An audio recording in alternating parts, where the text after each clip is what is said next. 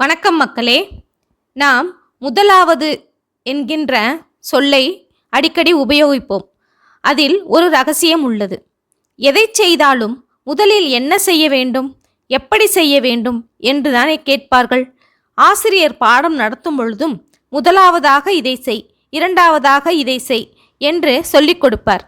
அதே போல நாம் வாழ்வில் வெற்றி பெற முதலாவதாக செய்ய வேண்டியது என்னென்ன என்பதை முதலாவது என்கின்ற சொல்லுக்குள்ளேயே இருக்கின்றது என்கின்றனர் நமது பெரியோர்கள்.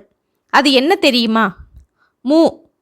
முயற்சி, தன்னம்பிக்கை, லாபத்தை வரவழைக்கும் திறமை, வளர்ச்சி அடைய வைக்கும் முறை, துணிந்து செயல்படுதல்.